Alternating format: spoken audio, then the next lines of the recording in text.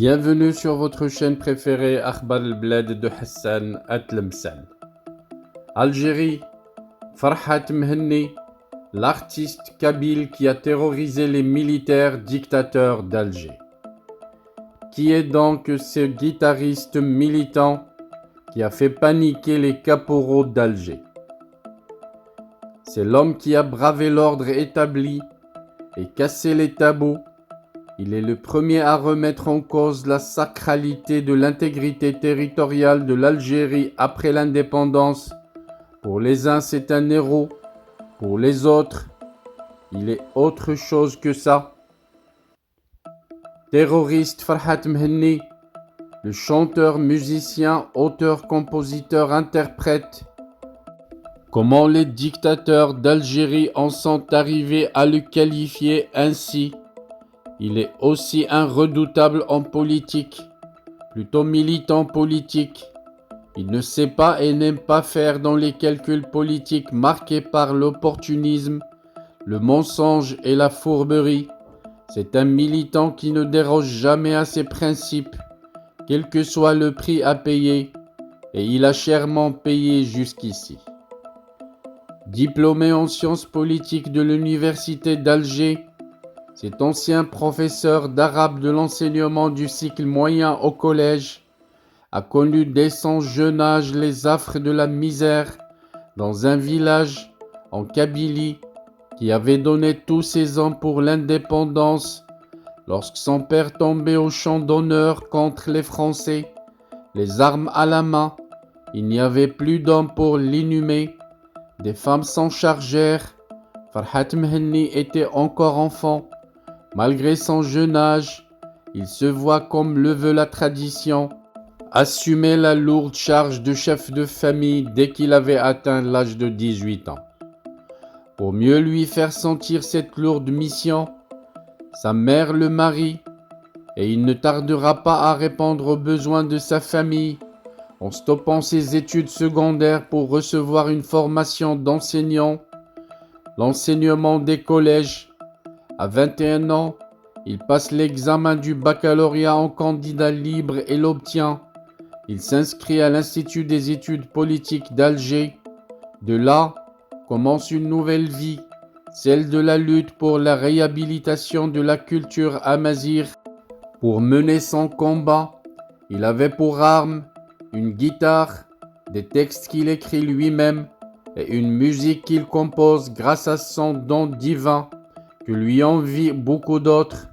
Son armée, une troupe de jeunes musiciens venus de Kabylie, cette région frondeuse et réfractaire, mais c'est aussi une région qui a enfanté aussi beaucoup d'artistes de renom, dont le Hajj Mohamed El-Anqa, Mohamed Egerbouchen, Edir, Jamal Allam et Lounis Ait Menglat pour la musique, Mohamed Issiakhem pour la peinture, Mohamed Fellag pour le théâtre, Azzeddin Meddour pour le cinéma et Farhat Mhenni pour la chanson engagée, pour ne citer que cela.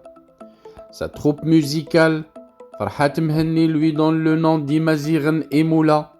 Les Imaziren d'Emoula, d'où son nom d'artiste, Farhat Imaziren Emoula, pour marquer son appartenance à son village qu'il a vu naître le 5 mars 1951, le village d'Iloula au Melo. Une parenthèse, notons que Amelo en amazigh, c'est l'ombre. Amelo d'un arbre, c'est l'ombre d'un arbre sous le soleil. Son entrée dans l'arène de la lutte militante, il la marque par une chanson dédiée à la cause berbère, Aksik Doutar, l'enfant et le mendiant. C'était en 1976. Ainsi commence le long chemin qu'empruntera Farhat Mhenni avec tout ce qu'il charrie comme alliance, sympathie, soutien et aussi trahison. Beaucoup de trahisons. Ils ont été nombreux ses compagnons qui l'ont abandonné en cours de route. D'autres ont même tenté de l'assassiner, comme le raconte dans son livre Noël en otage, paru en 2015.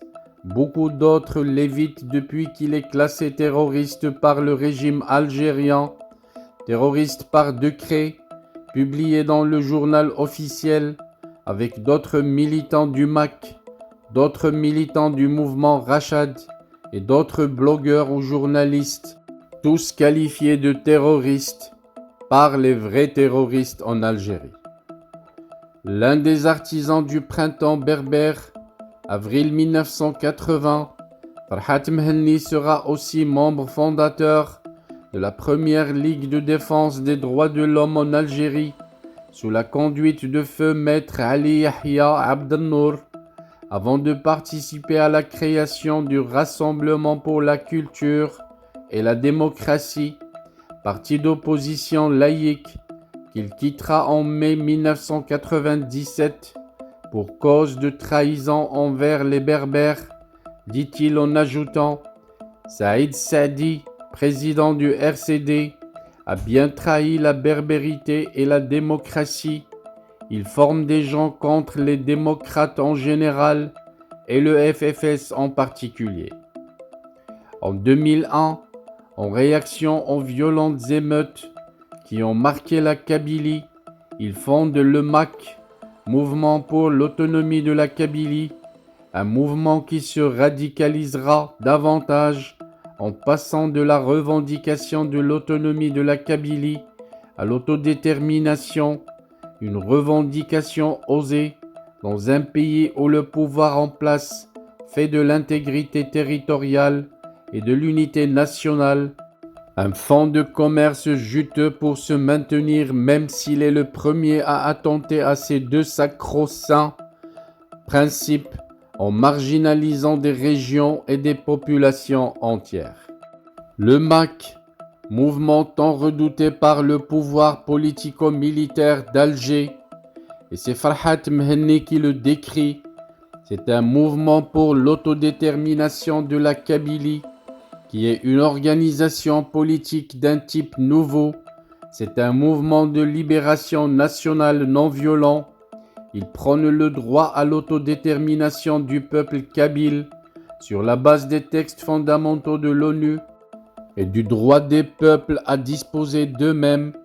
Il remet en cause le principe de l'intangibilité des frontières héritées de la colonisation, érigé en dogme par l'Union africaine, qui à son insu prolonge ainsi le colonialisme auquel elle est censée mettre un terme depuis les années 60. Au sujet du taux de la population kabyle acquise à la cause de l'indépendance de la Kabylie, Farhat Mhenni précise que dans une Algérie où les sondages en général et les statistiques sur la Kabylie en particulier sont interdits, force est de recourir aux urnes et à la rue pour évaluer le taux d'adhésion du peuple kabyle à son indépendance. À l'appel du MAC au boycott des élections algériennes, la Kabylie a massivement répondu en réalisant un zéro votant au présidentiel du 12 décembre 2019, à la révision constitutionnelle du 1 novembre 2020 et aux législatives du 12 juin 2021.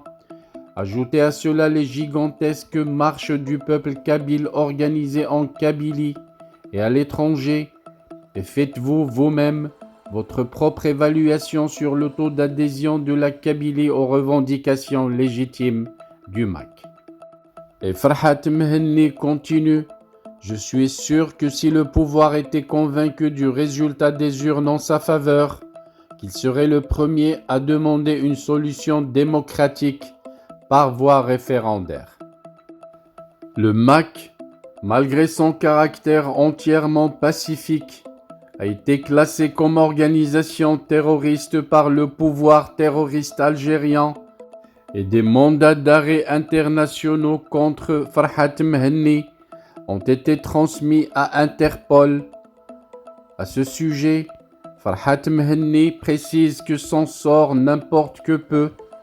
Il a 72 ans et toute ma vie, dit-il, est dédiée à la lutte pacifique pour les droits de l'homme et les droits des peuples.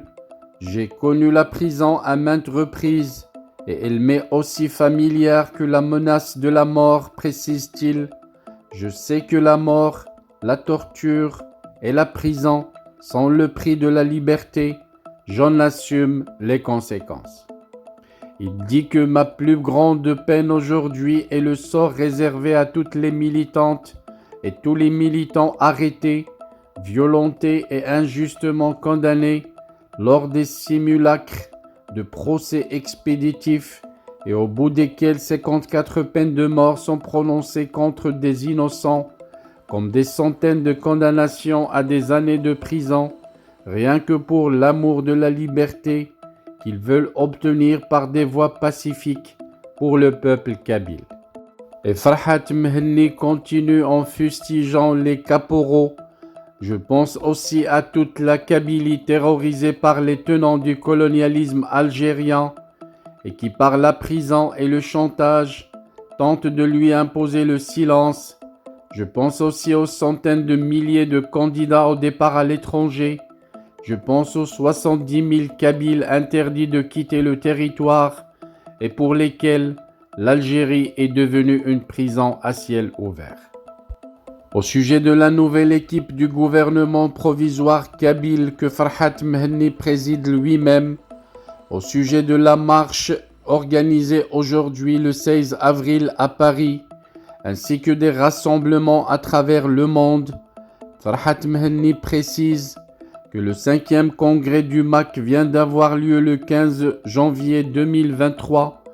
Monsieur Zidane Lafdal, qui était Premier ministre depuis 2017, vient d'accéder à la vice-présidence de la Navarre et un nouveau chef du gouvernement vient d'être nommé en la personne du jeune Hanafi Fertouh, déjà condamné à mort par le régime colonial algérien.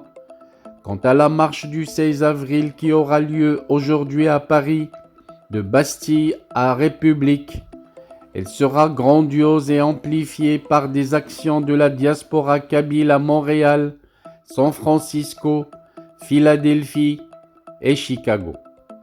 À Paris, Farhat Mhenni précise que cette année, nous aurons beaucoup de délégations étrangères qui nous font la fraternité et l'amitié de leur présence solidaire.